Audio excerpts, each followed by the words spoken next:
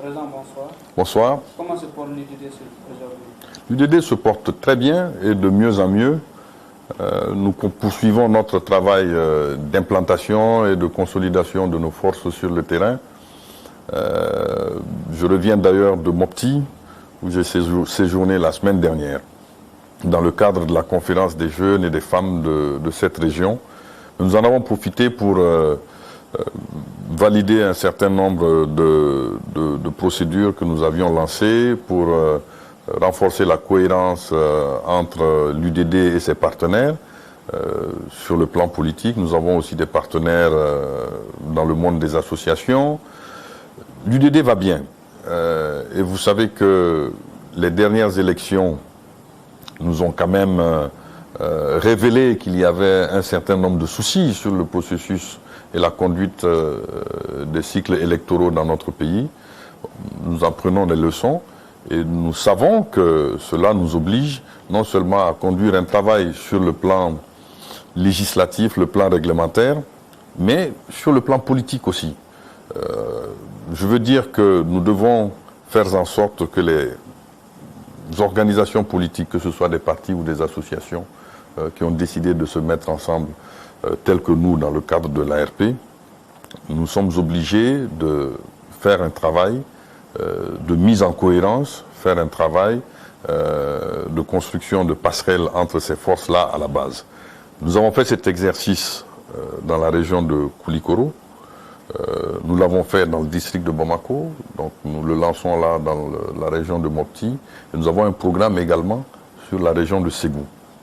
Tout cela pour que, à la base, les partis et les associations apprennent à travailler ensemble, mais aussi mettre toutes les intelligences en branle sur le plan des projets au niveau local, et remonter ces idées-là au niveau national afin d'être prêt avec un projet dans les mois à venir à proposer aux Maliens. Vous avez été ministre des Affaires étrangères, vous avez été ministre de la Défense sous le président Ibeka. Après le renversement de ces régimes, les autorités transitoires se sont installées. Quelle est votre analyse sur la gestion de ce pays par cette autorité en place? J'ai été ministre des Affaires étrangères déjà sous la transition de 2012-2013. Donc, nous avons conduit une transition. Et j'ai continué à servir l'État malien après les élections de 2013 avec le président Ibrahim Boubacar Keïta. Aujourd'hui, la transition doit être aidée. Elle doit être aidée, nous devons la soutenir. Mais ce soutien ne peut être efficace que s'il y a concertation et inclusion. Le Mali n'a jamais été autant divisé sur le plan politique. Nous sommes en crise depuis plusieurs années. Certains datent la crise à partir de 2012, moi je la date avant. Il faut aller jusqu'en 2006, au mois de mai, quand il y a eu certaines attaques sur nos dispositifs militaires au nord, et savoir que cela a provoqué une descente progressive aux enfers de notre pays.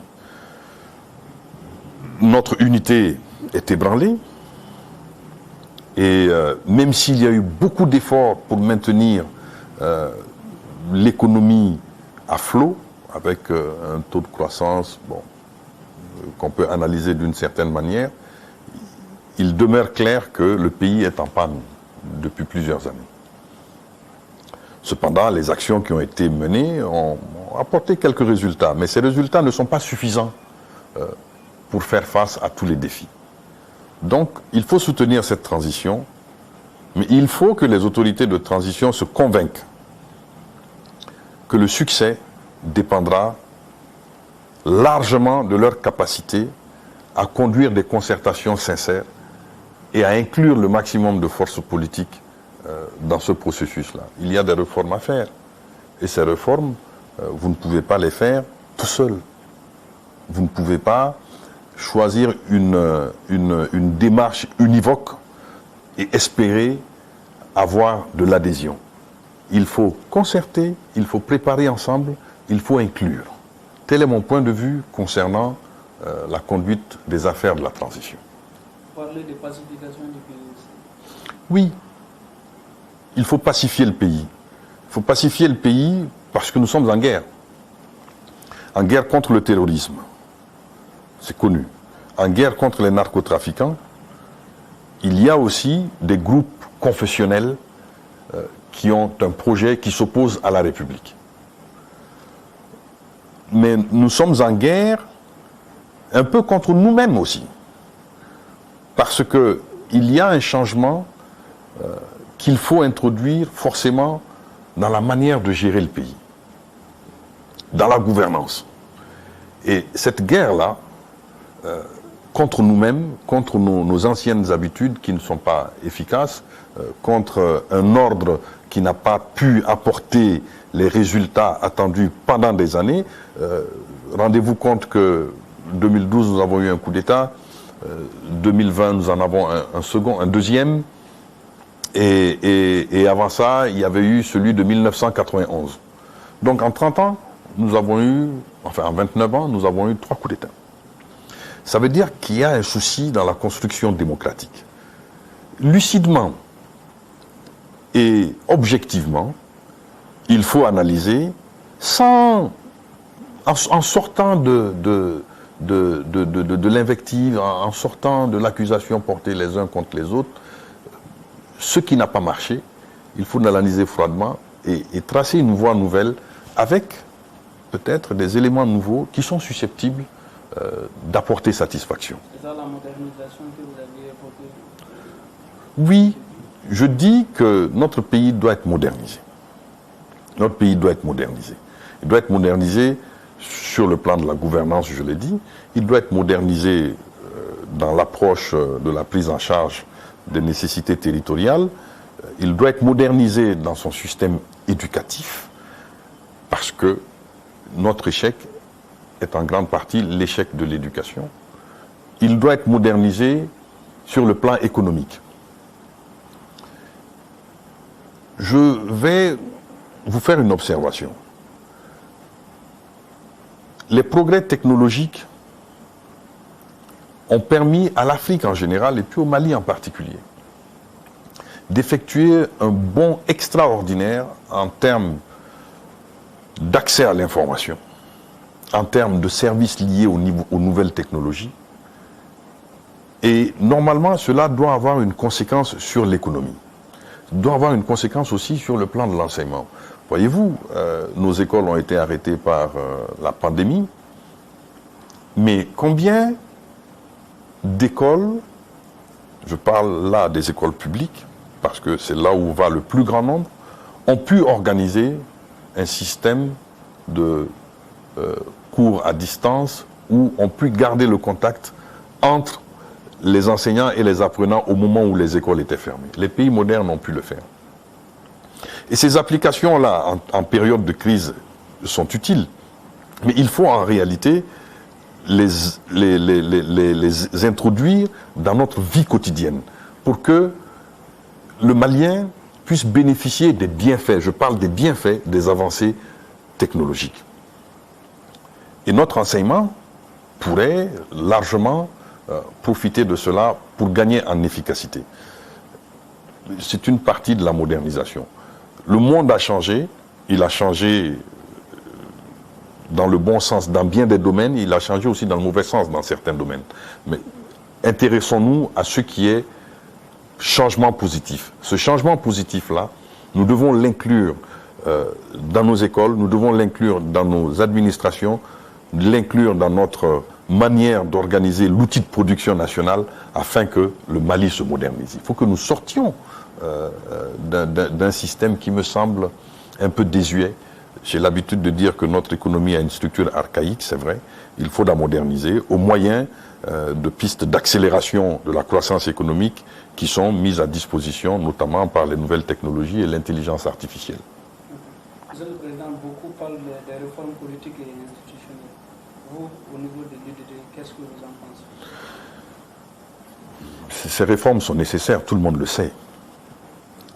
Et leur nécessité a été révélée depuis très longtemps.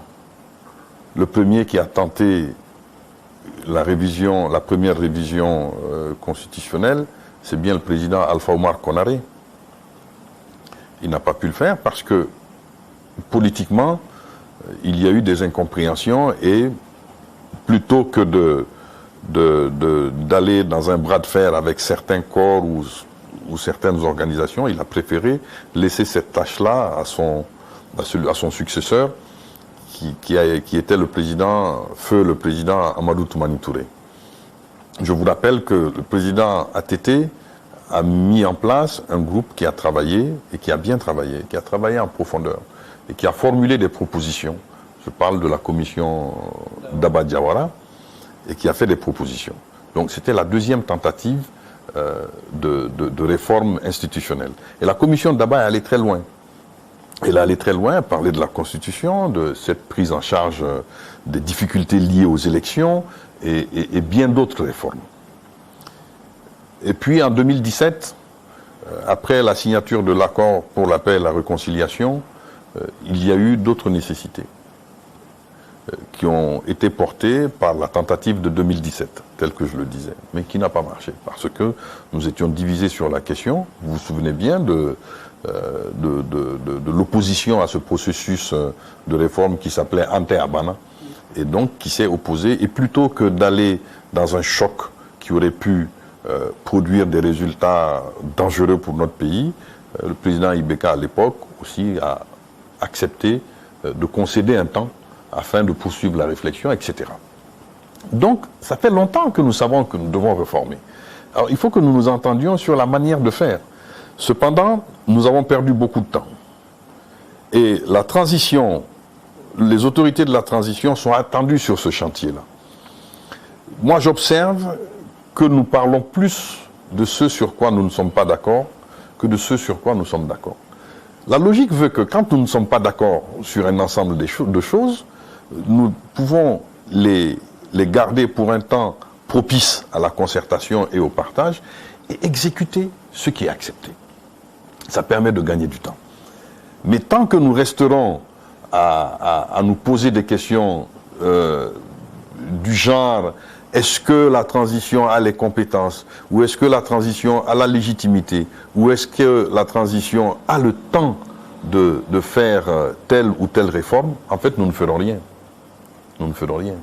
Et il faut éviter ça. Il y a des chantiers qui doivent être ouverts. Et moi, vraiment, je m'adresse là aux autorités de la transition afin qu'elles fassent le choix de l'efficacité en procédant encore une fois à des concertations réelles, sincères, et en procédant à une inclusion de l'ensemble des sensibilités pour que nous puissions réaliser ce qui est nécessaire à réaliser pendant cette période.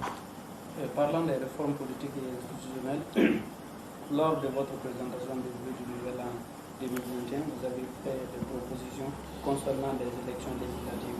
Je veux y revenir ici. Non, j'ai dit que notre préférence à nous allait à la proportionnelle.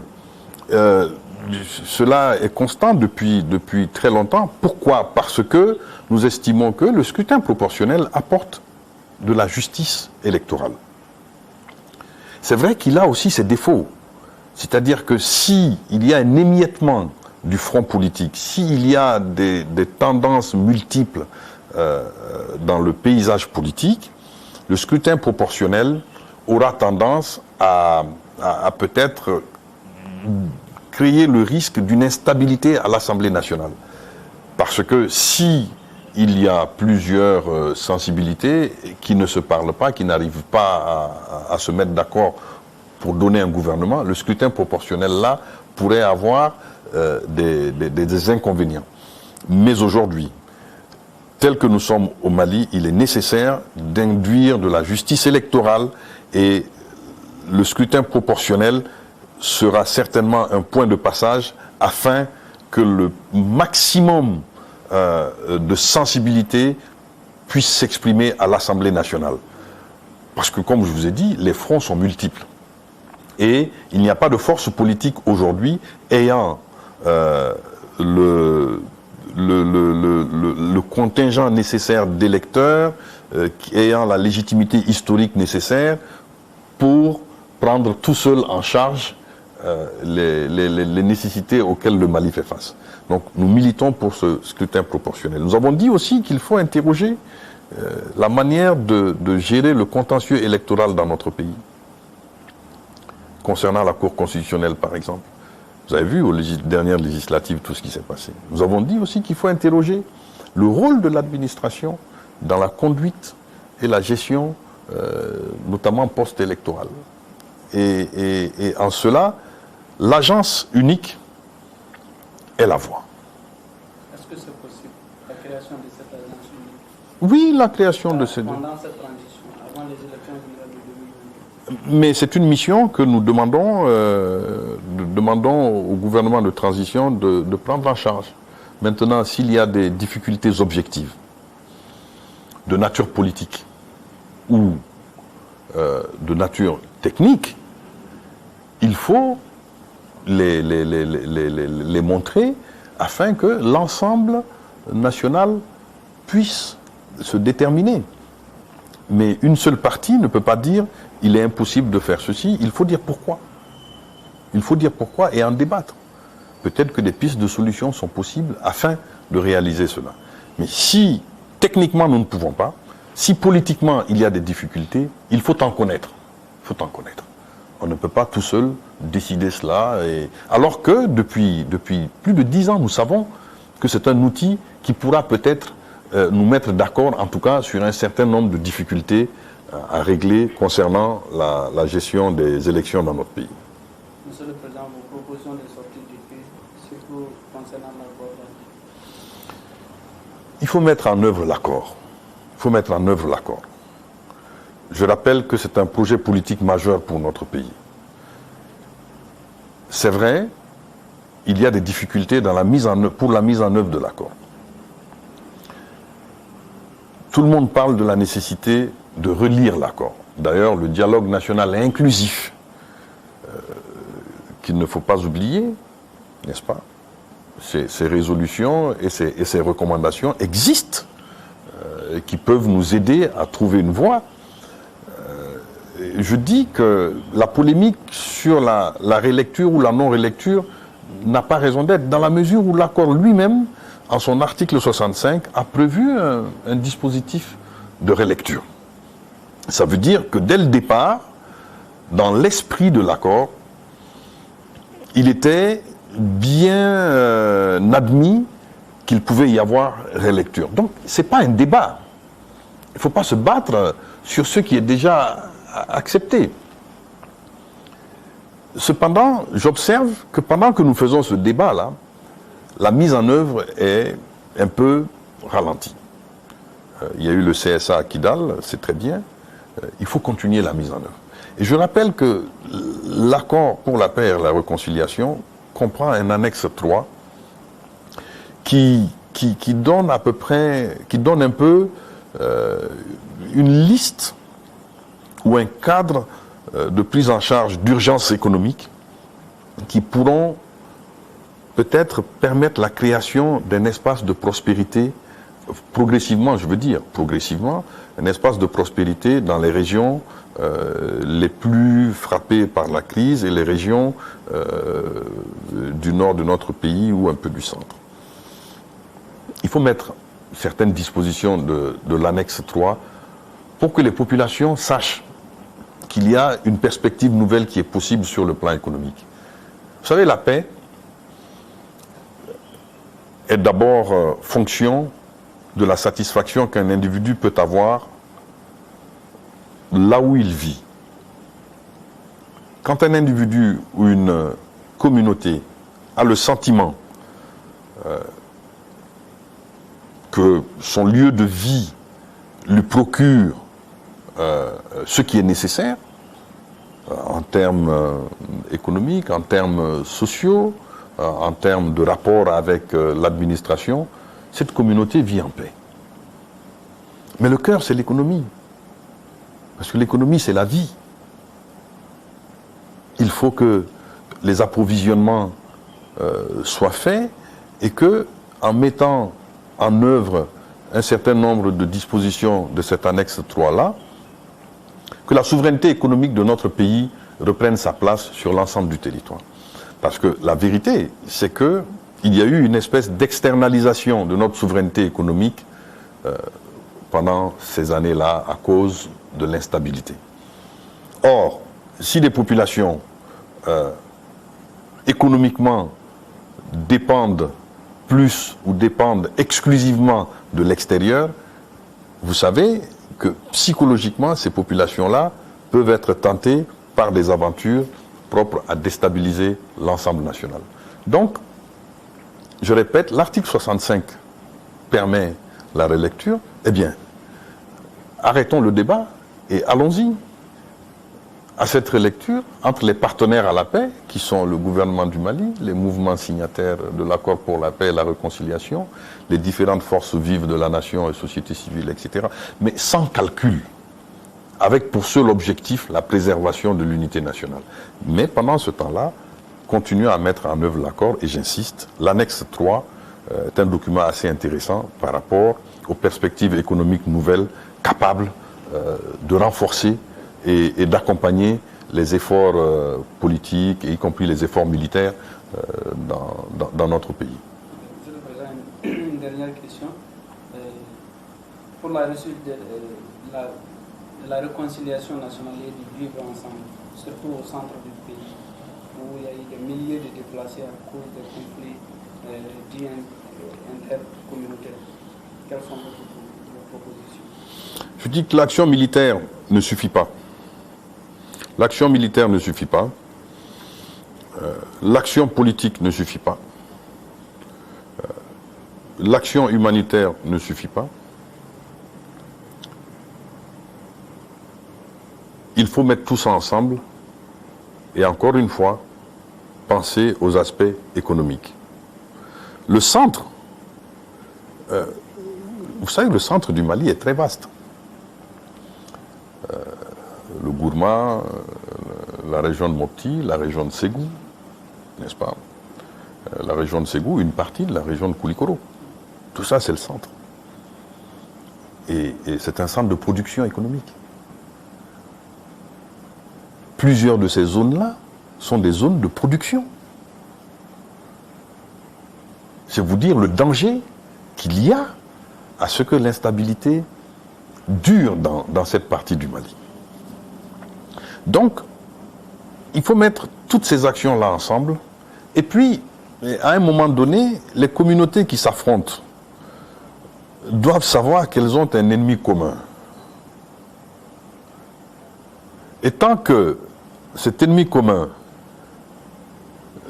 ne sera pas désigné clairement, l'entreprise que cet ennemi a engagée pour mettre dos à dos des communautés qui, pendant des siècles, ont vécu ensemble, se sont aimés en tant que concitoyens, ont travaillé ensemble, nous ne pourrons pas aboutir à une paix durable. L'ennemi commun, c'est le terroriste. C'est le trafiquant de drogue. L'ennemi commun, c'est celui qui veut abattre la République pour mettre à sa place un système de gouvernance basé sur l'économie illicite et puis une vision qui n'est pas la nôtre pour notre pays. Donc ces communautés doivent se rendre bien compte qu'entre elles, il y a un ennemi commun. Personne, moi, ne pourra me convaincre de ce que, fondamentalement, des ethnies du Mali puissent en arriver à se détester au point de jurer la perte de l'une ou de l'autre, ou des unes ou des autres. Personne ne pourra me convaincre de ça. Personne. Je sais qu'aujourd'hui, nous faisons face à un phénomène qui, lui, procède d'un projet politique clair, dont l'objectif est de faire du Mali un territoire à la merci de forces négatives qui, à partir du Mali, peuvent menacer l'ensemble de l'Afrique de l'Ouest. Il faut le comprendre. Il faut le comprendre. Mais je suis convaincu que la nation malienne est une réalité historique depuis bien de siècles. J'en suis intimement convaincu. Le monde moderne nous apporte des problèmes que nous devons prendre en charge. C'est parce que justement nous avons échoué à prendre en charge un certain nombre de problèmes du monde moderne, de l'État post-colonial, que nous faisons face aujourd'hui à tous ces phénomènes-là. Les rivalités territoriales, les rivalités communautaires pour le contrôle des cours d'eau, pour le contrôle des espaces de pâturage, etc., etc. Donc toutes ces questions foncières que l'État central doit prendre en charge. Et nous avons échoué à ça. Et l'ennemi profite de cela pour mettre dos à dos des communautés qui, en fait, ont vécu ensemble pendant des années. Donc tout ça se ramène à une prise en charge de ces questions urgentes qui deviennent de plus en plus urgentes. Mais à Bamako, nous sommes dans le commentaire, nous sommes dans la description négative des choses, nous sommes dans une guerre de positionnement. Tout le monde parle d'élections, on ne parle que de ça, on ne parle pas de projet. Moi, je n'entends personne parler de projet. On parle d'hommes, on parle de groupes d'hommes, on parle d'élections, de postes à pourvoir ou de postes à occuper, etc. Mais quel est le projet? Travaillons sur un projet. C'est cela qui intéresse le peuple malien. Et c'est cela qui intéresse encore plus ceux du centre qui attendent quand même de l'ensemble national une posture propre à les sortir de cette situation.